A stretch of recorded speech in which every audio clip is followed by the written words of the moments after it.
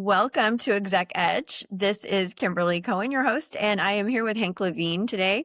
We're going to be talking about all things about the world of work, recruiting, technology, and all the things. So before we start off, I just wanted to give our audience a little bit of a background. Uniqua AI, the company that sponsors this podcast, started from a pattern I kept seeing when I was working with large enterprise technology companies. Even the most sophisticated orgs are struggling to move quickly when it comes to AI and technology, decision making, et cetera. So the ideas are there, but the intent is there, but agility often isn't. And so what fascinated me was that smaller founder-led businesses actually have the opposite problem. They can move fast, but they don't always know where to start or how to apply AI or technology in a way that's practical, responsible, and tied to real business outcomes. So we really wanted to, focus on the mission critical priorities of businesses. And with Uniqua AI basically exists to bridge that gap. So we help operators turn AI from an abstract concept into repeatable systems. So those SOPs that we're always after, and it goes across revenue, operations, and decision-making without disrupting what already works. And Exec Edge, this podcast is an extension of that same idea. It's not a promotional show. It's a conversation space for founders and executives who are navigating growth, leadership, and modern operations in real time.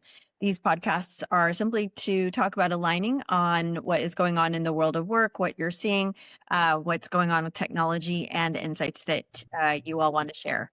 There's no pitch, no agenda, beyond making it a great conversation. So with that said, Hank, thank you so much for joining us today. Really appreciate the time, and welcome to the show. Well, thank you, Kimberly. I am thrilled to be on your podcast. And I actually enjoyed your introduction because the problems you were describing, I have seen them over and over and over. So I'm in complete agreement with what you said. I appreciate that. Yeah, I've definitely been in medium-sized business and then very large corporate enterprises and had a lot of touch points with those types of entities. And that versus being a consultant and being able to be nimble is such a great it's a great dichotomy in the ability to shift and change. So that being said, tell me a little bit about that. What are your experiences? How did you come to where you're at now, and how does that apply to technology? Well, so I have a pretty diverse background. I am a serial entrepreneur. I'd like to say I reinvented my career 4 times. So I've been all over the place. My first jobs out of college, I was actually working on fusion energy research with a very large group of PhD physicists. Then I went to business school. And after that, I was working for bleeding edge home automation companies. So this was a long time ago. It was very early to be in home automation, but we did some very fascinating, really cutting edge or bleeding edge things. Getting a little more practical, I worked for a series of venture capital-backed software startups doing telecom back office software.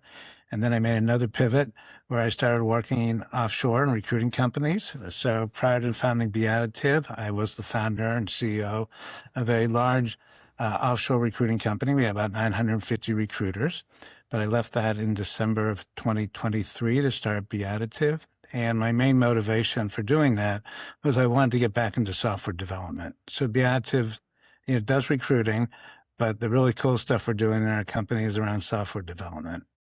Okay, awesome. So tell me more about Beadditive.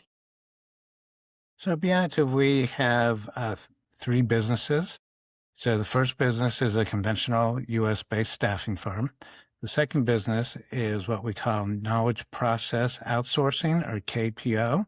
And that business has subsidiaries in India and the Philippines. And we work with our clients in Europe and in the US. And they set up teams to support their local businesses. It could be a marketing team, could be a back office, could be a software development team, could be a team of recruiters, but they work remotely and they support the parent company. The really fun one is Beadditive Tech. So Beadditive Tech is building a marketplace for funded startups to hire very senior AI talent. So the problem we're addressing, I'm sure you hear all the time about AI startups raising amounts of money that, even though I hear it over and over, I still can't wrap my head around it. Because Yeah. the numbers are bigger than the budget of some countries. and and when you raise money like that, of course, your investors aren't doing it for charity. They want you to build, build, build today, today, today. And the challenge is there is a lot of talent at the low levels of AI that's available, but at the senior levels, the people that not only have the subject matter knowledge, but can build teams and have the people skills to really be a leader in an organization, those people are in very short supply. The demand's way greater than the supply. So these funded startups have a really hard time finding that talent. When they do find the talent, there's maybe some compensation shock because the salaries demanded, typically, 300 to 500,000 plus a nice slice of equity. It's just, you don't see that in other industries. But even when you're willing to pay that salary, it's hard to get these people to join because they're in such demand, and they would usually rather work for big tech, where they might get even more money. They see their options as closer to the money. They see, a lot of the foundational tech being developed there. So it's just really hard to hire these people. And meanwhile, I've been working with candidates all over the world. In our other businesses, we work in 43 countries. We have a big presence in India and Philippines. And I know that there's great senior AI talent in those countries. People with PhDs. They're typically working for domestic AI companies, and they would love to get more global exposure. So we match them up with the companies in the US and Europe looking for the senior talent. We can generally get them hired in 2 to 3 weeks. They're eager to jump because they get a 30-40% pay bump, but what they really want is the global exposure. There's nothing like saying you're working for a Silicon Valley company in other parts of the world. It's just a credential that really takes you places. Yeah, absolutely. So in the US, I know that there's the H-1B visa change monetarily. I think it was $10,000 previously to sponsor H-1B visa. Now it's raised up to 100,000 if I'm not correct. So how are you mitigating that, or are they just worth it and these companies are willing to pay it? Um, I personally think that's an insane policy for our country, but whatever my opinion is on that, it's very good for the business we're doing. Because two things, a lot of companies won't pay it. It's a big risk. What if the person doesn't work out? There's a lot more hoops to jump through besides the money. And a lot of senior talent overseas doesn't want to go through it. And they would prefer to work domestically. So we're really preventing great people from coming here, people who can build companies and create a lot of wealth for the United States. Nonetheless, those are the people that we're placing. Oh, So, good. and so for what we're doing, it's, again, I don't think it's a good policy for our country, but I do think it's very good for our additive tech business and the marketplace we're building. Sure. Yeah, I would agree. So when you're doing the placement, are you able to, I'm inherently curious about this, just having been in the high tech, large industry, so large enterprise, high tech world previously. Are you able to do a great amount of placements that way still, even with the rule? Or is it more like contract to hire, or are you just No, only doing it? these are pure remote contract positions. So Okay, they work from their local country, but gotcha. they're typically long-term contracts, from 6 months to 2 years. And, but, tech companies are very comfortable with remote workers. So Sure. it's not really a learning curve for them to go through.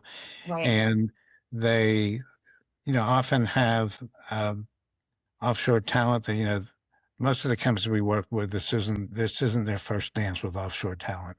Sure. Yeah, absolutely.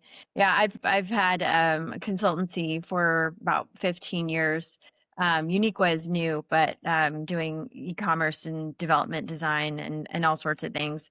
And it's always been with an offshore team, so I've been very comfortable with that.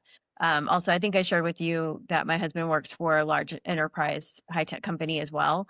And so that was kind of a shocker to them because of course they're not as nimble as you are in terms of hiring, and so it's been something to combat. And I feel like the intent maybe was to, okay, we're just going to we're going to keep American talent and stay America first and all that jazz. But I think that it does close off businesses to being open to maybe whoever is the best candidate for it. So I think you and I are aligned on that thinking for Well, sure. here's how I explain it to people. Flip this on its head. So say the United States was losing a lot of graduates from their very wealthiest families, people attending their best schools, getting the most in-demand degrees, and they were all moving to another country like China because they Right. thought the opportunity there was greater. The country would go crazy. They would do everything in the world to stop that brain drain and to stop people from going to China, starting companies there that could be founded in the US. Well, that's exactly what this H-1B fee is doing. You have people that are coming from the wealthiest, most privileged families who have the best educations. They're the smartest. They know how to start companies. They come to the United States. They start companies. They hire lots of people. They create a lot of wealth, and we're telling them not to come. Right. Yeah. That's nuts. It is. I totally agree with you.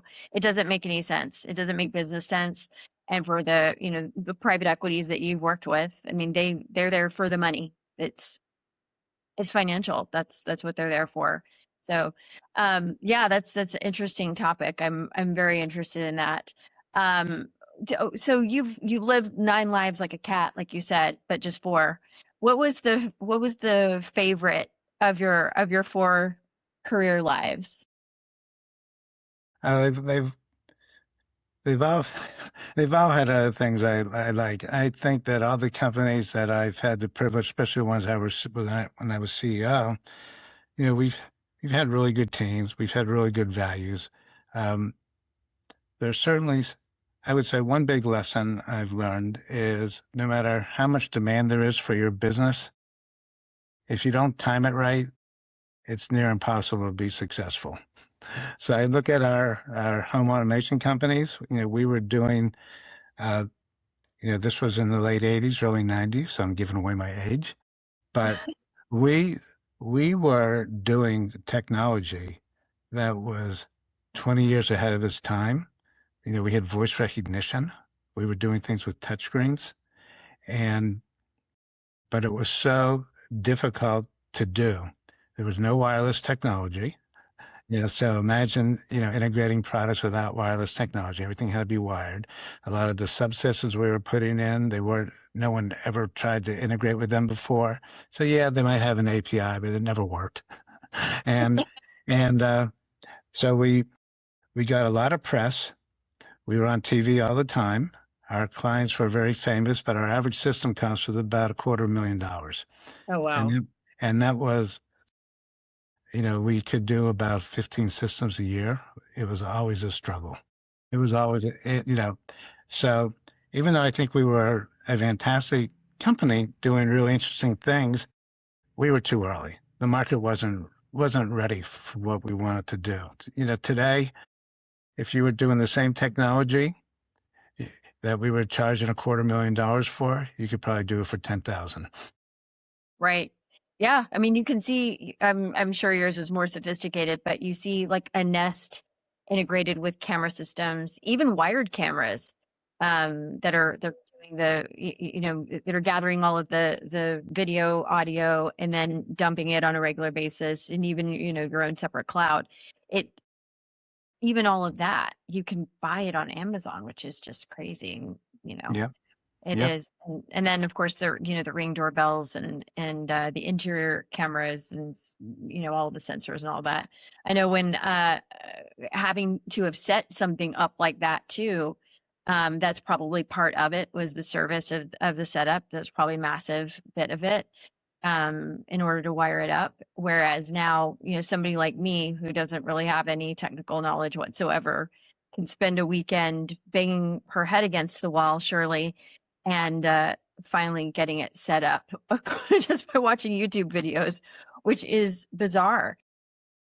Have you ever seen there's an analogy of if someone had a smartphone, back in maybe 1995, the advent of the internet, and it had the internet access, all of the things that we have in our smartphones right now, it would be like that, I don't remember what that IBM computer is called, the Whopper or whatever that thing is called, Watson, excuse me, Watson, IBM one plus all the other wiring, it would be millions of dollars. And we're all just walking around with them in our pockets these days. Is Uh, that we kind of the we same? had we had clients from my early home automation company who were the early developers of those products. They developed a product called the Newton. All these Oh, people came from Apple. It was one of the very first personal digital assistants or whatever. yeah. They were too early too. Brilliant people though. I don't know if I'm allowed to say these people's names, but the guy who developed the graphical user interface for Apple, he was a No, client of you're we had a lot of famous clients, sports and acting, because you had to have a lot of money to to be our client. right. But but the other thing I would mention, you just look at software development using AI today. It's astonishing. And beyond additive tech, we have well at my old home automation company, we had about a development team of like 28 people. We have a team of 4 at Be Additive Tech. They build a lot of the product with vibe coding. Yes, So, exactly. they use Cursor, along with Claude, and they sit and I watch them, and they give verbal prompts to the computer. They have another monitor. It's pumping out code, and they do in a day what would have taken our team of 15 people weeks to do. And it's so, I do think AI is going to lead to a lot of innovation because it's really easy and inexpensive to start a company. To really on a development team today, you need uh, a technical person who's a subject matter expert. You need someone who knows how to build products. You need probably 2 full stack engineers, and you can get a couple contractors to do stuff on UI and other things. But with that, you can build a pretty sophisticated app that previously would have probably taken a team of 15 to 20 people a year to build. Yeah, exactly. And by the time you build it, the idea is already obsolete or pretty close to it. Well, you have to go fast. I mean, I would say it's another really interesting thing. So in the recruiting part of our business at Be Additive, we have a tools assessment team. And the tools assessment team is at any time they're like assessing 3 or 4 different products. And a lot of them are things I hear about because I talk to lots of people. So I say, check this one out. And oftentimes they'll come back to me and they'll say, that product's not ready. It's not good. It doesn't do this. It doesn't do this. It was buggy. It had these problems. And then I keep hearing about it. Someone else mentions it to me. So like 3 or 4 months later, I say, look at it again. And they say, it's an entirely different product. It's a new company. It's really good now. And what we told you 4 months ago, that's none of that holds anymore. And I think that, going back to your business, I think that's one of the problems that companies have. Smaller companies have the problem is that there's just so many AI products, and there's told check this out, check this out. It's overwhelming, and you can have analysis paralysis. You're looking at so many things that you can't make a decision. Right. And my advice to these companies is just start. It's never going to be perfect, but you have to do this because AI is like a big steamroller, and if you don't get into it, your company is going to become obsolete and go out of business. So just try it out. When you try it out, it might not be the perfect solution for you, but you'll learn. You'll see what's important. You'll see what isn't important. You'll see what you would like to have that isn't there, and then you can make a change. Don't don't go into long-term contracts, because what you're likely to find is if you sign up for a year or two, that some other company came and blew away the one you're using. So just go month to month, even if it's more expensive, but jump in, get started. I think, when you go into bigger companies, they have, they have legal reviews and procurement reviews. Right. You can't do that stuff in the age of AI. Right. Right. But Right. by the time you get through procurement, everything's changed. Exactly. So, um, so they need to be nimble like a startup, and they also, everyone just needs to jump in and try stuff. Right. I totally agree with that. So with Be Additive, tell me what the goals are for 26, 27. What are your business goals for the company? But we have different goals in different parts of the company, but I'm spending almost all my time in Be Tech in our marketplace. So we are launching our beta product. It's a little bit delayed, so now it's going to be in March. We were hoping to get it out by the end of this month, but um, we have a couple of beta customers lined up. We want to get probably at least two more that we can work at very closely as co-development partners. Our first placement, we'll give them 100 free hours if we select them as our beta partner. So that's a nice financial inducement. But we're being very intentional in trying to build a beachhead. All right, so the beachhead we're building is funded AI startups. We're not trying to build our initial product for everyone. We want it to be just perfect for the funded AI startup to do everything that they want. If we can build that beachhead in 2026, then it's quite easy for us to expand into other verticals. The goal for 2026 is really create a beachhead for AI funded startups where people know us, where VCs know us, they bring their portfolio companies in and so forth. Nice. And how are you getting to those VCs? I mean, you're creating it, and we know that in order to we can have the best product in the world, right? But if people don't know about it, how is it going to grow? So what are you doing in order to expand your reach so that people can know about it? Well, a lot of it will be word of mouth. And of course, if you look at our plans, we plan to go to attend a lot of conferences. I always find conferences the best way to meet people, much better than doing, digital marketing. But we will also do road shows to meet VCs. We have to figure out our messaging. We're not really, right now, we're not raising money. I'm self-funding, but eventually we're going to need money to scale. So I think with that, we can get in the door, and we can, also tell them we're good for the portfolio companies, and we're just going to go visit a lot of VCs. Yeah, that's great. Well, good. I'm really excited to see where it goes. Definitely be following you on that. And I'd love to keep in touch with you. Find out more about what's going on with the product as it progresses, because it's gonna move fast, I'm sure. So you're gonna have to keep in touch with me on that. So what are you looking just overall, and you've again, lived so many lives. What are your predictions for the world of work as it progresses for 26 and 27? Well, as it pertains to AI or in general? Yeah, I think in general, and then in AI, in the world of AI. Yeah, so there's a lot of things that I think get misinterpreted as industries grow, the economy's good or bad.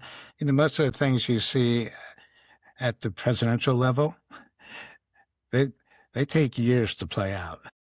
And so a lot of things that I think where there have been a lot of large layoffs announced, they get it sometimes attributed to AI. I think they're much more attributable to uh, interest rates, over hiring during the pandemic, and other things.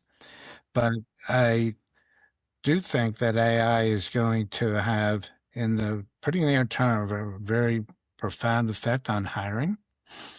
Um, and I'm not sure what that effect is going to be. All right. So I try to look at this historically. And whenever there's been a massive technological disruption, it's gone through phases where the first phase is efficiency or productivity. Those are euphemisms for meaning fewer jobs, layoffs. And then it's followed by a phase of innovation and industry shifts that create a lot of jobs. So look at starting like with agricultural. It used to be an almost all agricultural country. And then agriculture started getting automated. People were losing jobs. People were panicking. They said the whole country's going to be in recession. But guess what cropped up? Manufacturing. And Exactly. manufacturing had a lot more jobs that paid a lot more money. And the country overall had a lot of prosperity and growth because of that. Then manufacturing, largely from automation, but also from offshoring, started becoming threatened. Uh, people again were very worried. But what popped up? The service industry, right? All the knowledge workers, and there's jobs that were more plentiful, and they paid more. Now, the knowledge industry is being threatened by AI. And the first things we hear about are layoffs.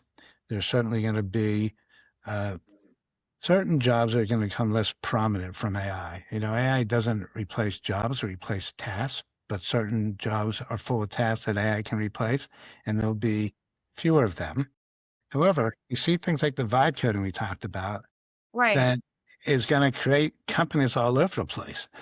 Now, the Exactly. question is, are those companies going to be full of employees? Or are they going to be big companies that make $1 billion with 1,000 employees?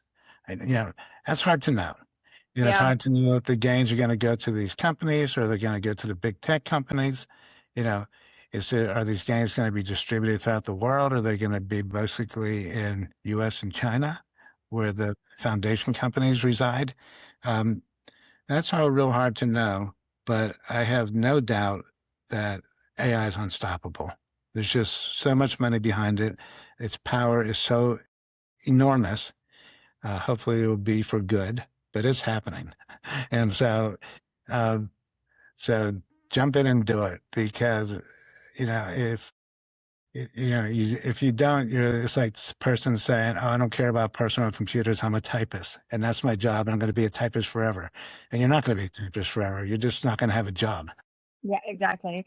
Yeah, I have a daughter who's about to graduate from college, and she wants to go into medical device sales. So not really anything that has to do with AI, but it eventually can.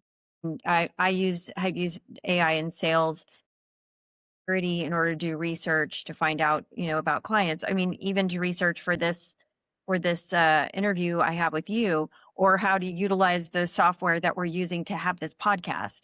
There's a lot of other things that you can utilize it for besides just, creating apps, because app creation might not be for everybody, but there are other, like you said, task-based things, research, knowledge, opportunities that we can use to grow. Um, I just saw an article yesterday. I was talking with my husband that the Gen Z was less intelligent overall because of AI.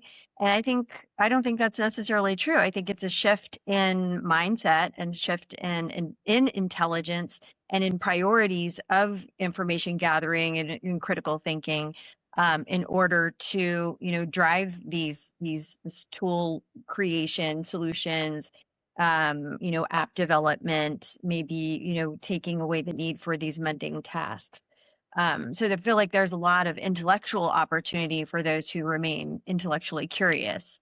I guess that's probably the part that we need to continue to cultivate, just as the village elders. Since we've gone through, since we've seen the advent of technology, the internet, and all that, and now we're in the age of AI.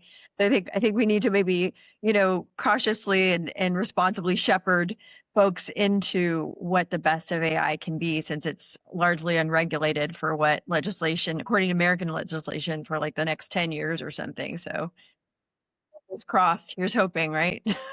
Yeah, well, there's certain skills that will no longer be useful, so they'll atrophy. I really don't think it matters.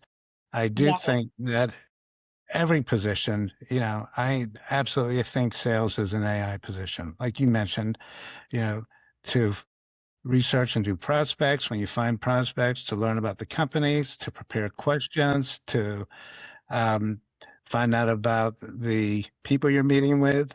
If you do that, when I used to prepare for a sales meeting, I would research for a week. I can do that same research in an hour. Yeah. All Oh, yeah. right. So, and it's not only the research. So they said it's learning about their industry, learning about their company, learning what questions to ask in a meeting. So, what's going to happen is, sales AI is not going to replace people. The people who aren't AI's knowledgeable are going to get replaced. Exactly. And there's even jobs that you don't really think of being AI jobs, they're going to be using AI products, and you just have to be AI literate.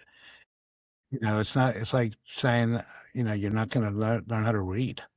You know, you just have to have AI literacy to have you know, for 90% of the jobs that will exist in the future. Yeah, I would agree with that for sure. And you're able to have that better, more deep conversation too with people. When you're going to go and on your VC roadshow, obviously you're going to want to know about the role for each of the people that you're going to speak with.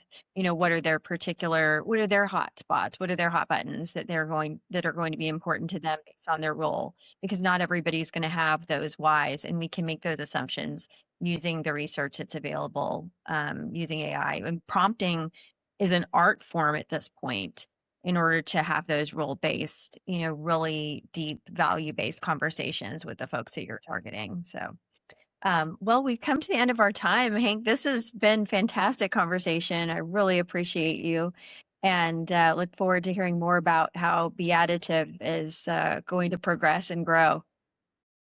Okay. Well, thank you, Kimberly. I had a lot of fun. It was great to be on your podcast. Thank you so much.